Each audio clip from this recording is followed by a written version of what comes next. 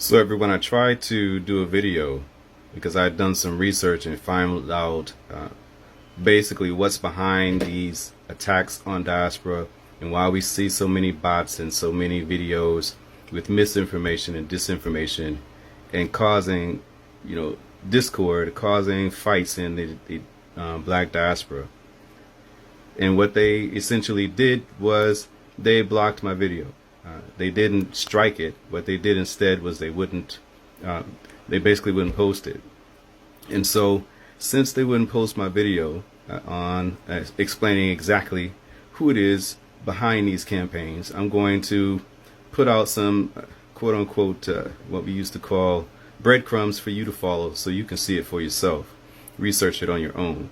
But basically there are political action committees within the United States funded by various corporations designed to cause fragmentation in the black diaspora and black community for the purpose of opposing reparations, resource sovereignty in Africa, and investment from the black diaspora in other parts of the diaspora, more specifically in Africa. Because when those things happen, it takes away from their ability to make the profits and to maintain control. And so there are funded political action committees set up by corporations and wealthy individuals to put in place these campaigns. And they're not just social media campaigns. They are people who are being paid to speak against reparations, to speak against investment in Africa, to spread misinformation. They're paid. Okay, it's not just accidents, not just people confused. They're paid to do this.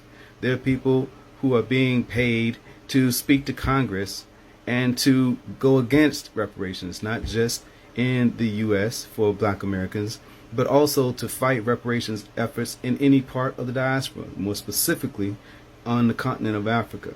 So since they'll block me for telling you specifically what these political action committees are and who is behind them, I'll put it out because I know that diaspora is sharp enough to figure it out. So they won't let me do that one. I'll do this one. Then they'll figure it out. I know that you guys will figure it out on your own. The bottom line is this is a concerted effort by certain corporations, by certain political figures, and also by certain states, aka countries. And you know why they would do it, because of the other things that are going on in Africa as it pertains to freedom and resource sovereignty. Check it out. Living a dream, living the African dream. Are you planning to travel, relocate, or invest in Africa? Before making permanent decisions, equip yourself with the knowledge you need to make informed choices. Africa 101 is your guide to relocating, investing, and living in Africa.